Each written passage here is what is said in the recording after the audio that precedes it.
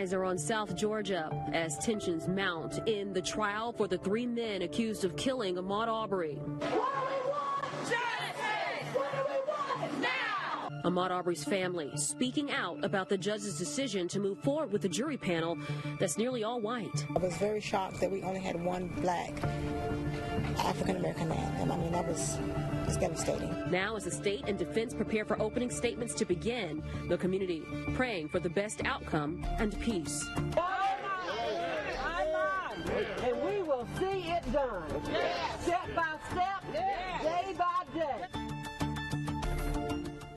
That panel will be sworn in tomorrow at 9 a.m. This is Action News Jax at 6. I'm Tanika Hughes. I'm John Bachman. Once sworn in, opening statements from the state and the defense will begin. Both sides plan to use the video of Ahmaud Arbery's death. Action News Jax has team coverage. Ben Ryan shows us the march held in support of Arbery and his family. But we begin with Action News Jax' Kristen Mary live in Brunswick. Kristen, in the last hour, you've learned one of the original jurors has been dismissed. An alternate will step in. Live at 5, CBS 47 Fox 30 Action News Jax begins with breaking news. The man accused of shooting and killing a local deputy has been caught. These are pictures of Patrick McDowell as he was taken into custody just after noon today. And you can see these photos. He has some injuries. We know one of them was from a canine used to help get him into those cuffs. McDowell had to be taken to UF Health Jacksonville for treatment. This is video of him arriving at the hospital and being wheeled in on a stretcher surrounded by law enforcement officers. Nassau County Sheriff Bill Leeper made the official announcement about 90 minutes after McDowell's arrest. He called out that he wanted to give himself up. He came out. He crawled like a baby, like the coward he is. We're Deputy Moyers. Those are the handcuffs that put on him when he went to the hospital.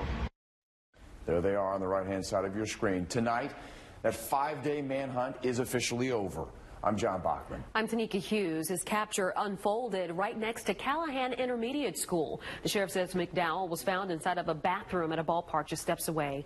Here's a closer look at the ballpark grounds. This is right off River Road. Action News Jax's team coverage. We start with Action News Jax. Ben Becker live at the command center. And Ben, you're told that after McDowell was placed in handcuffs, he apologized to at least one deputy. Today was day one of a 2-day meeting focused on the Moderna and Johnson & Johnson COVID-19 boosters. An FDA panel is reviewing both vaccine makers' data to decide if booster shots should be recommended. So Action News Jax medical expert Dr. Michelle Aquino with Baptist is live with us here in the studio. Dr. Aquino, the FDA panel has officially recommended that third dose of Moderna vaccine for some specific groups. Right. And remember, this is the FDA advisory panel. They make their recommendation. That goes to the official FDA. Then the FDA makes their recommendation, which usually they're the same recommendation. And after the official FDA gives it to us, then the CDC will make their recommendation. We assume they're all going to line up.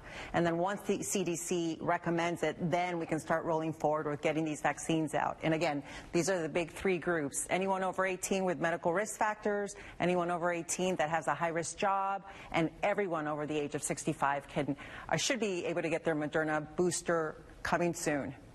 And Dr. Aquino, we know that the FDA panel also going to meet to talk about the J&J booster. Talk a little bit about the challenge that the panelists are going to have with this vaccine. Well, we just recently had a study come out. It's called the Mix and Match study. It's a great study. It's very interesting. It's very small, about 500 people, done here in the United States, but it shows that people that originally got the Johnson & Johnson vaccine, what is the best booster for those people to receive? And what's interesting is when the people that received the Johnson & Johnson as a booster, they had a mild elevation in their antibodies, right? When they received Pfizer, they had a moderate elevation in their antibodies, a good response. The best response was seen when they received a Moderna. They received Moderna after the Johnson & Johnson and had a great, very, very high response. So right now, the best combo appears to be Johnson & Johnson vaccine followed by a Moderna booster. So it's going to be interesting to see what the FDA does with that information and what they're going to ultimately recommend.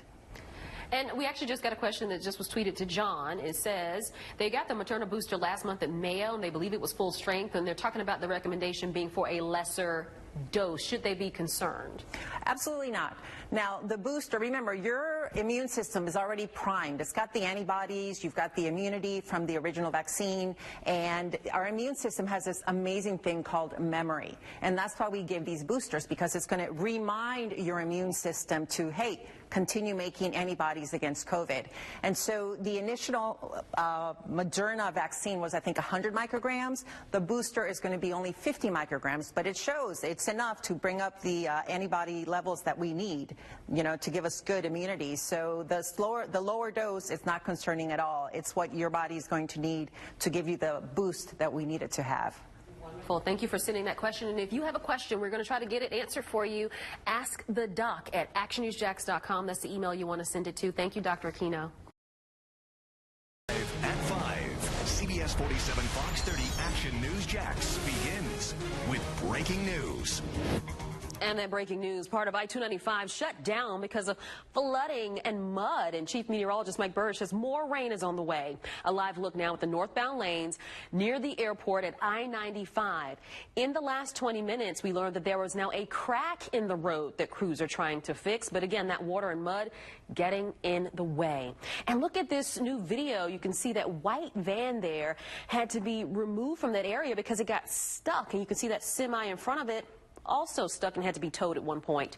So if you are headed to the airport, you're going to want to find another way to get there. And here you can see that yellow tractor there scooping some of that mud and dirt off the road and trying to dump it on the side of the road. And it appears that the heavy rain that moved through the area just washed all of that construction dirt right into the roadway. I'm Tanika Hughes. I'm John Bachman. Action News Jax has team coverage. We start with Chief Meteorologist Mike Burrish with your First Alert forecast and meteorologist Alyssa Pejic live in our First Alert Traffic Center. And Alyssa, we don't know how long this road is going to be closed tonight. Exactly, you guys. It's definitely an unfortunate situation. We did talk about earlier today that we were tracking a lot of heavy rain rolling through the area and to plan accordingly. But of course, if you're heading to the airport, this is probably the last thing that you want. And I do have some alternative routes for you. But here's a current look that we have of this incident showing all I-295 northbound lanes closed due to that water and mud that fell in that area. Chief Meteorologist Mike Burrish will be breaking down the amounts of rain that is radar indicated at that moment, but police vehicles are blocking off that lane and everyone is starting to funnel onto I-95 at this moment. Now, hundreds gathered at a local church this morning to say their final goodbyes to a fallen firefighter. This is a picture of JFRD engineer Michael Freeland. He was tragically killed last week in the line of duty. Mike was fearless. Mike was loving. He had a kind heart. He was never angry at anyone. JFRD engineer Michael Freeland was loved by many. On Saturday, family, friends, and colleagues paid their final respects to the fallen firefighter. He wanted people to feel good and to be okay, and I think that's why he joined the fire department. Freeland served as a firefighter for more than 7 years and as an engineer for more than 2. Michael continually just gave to others and gave to others and gave to others and put them in front of his own self. Freeland died on Veterans Day after he helped rescue a woman who was trapped inside a U-Haul that had crashed into a light pole. 11th of November, he was willing to lay down his life for somebody else's, and that's humbling. Freeland's cousin says her family finds comfort in knowing another family is still together because of his sacrifice. There is another family who is whole, who is praying that their relative will survive and will be okay because Mike gave his life making sure that she was going to live. Freeland's cause of death has not been announced. He was engaged to former Action News Jax reporter Brittany Jones. Now we send her and the rest of Freeland's family our deepest condolences. Michael Freeland was 36 years old.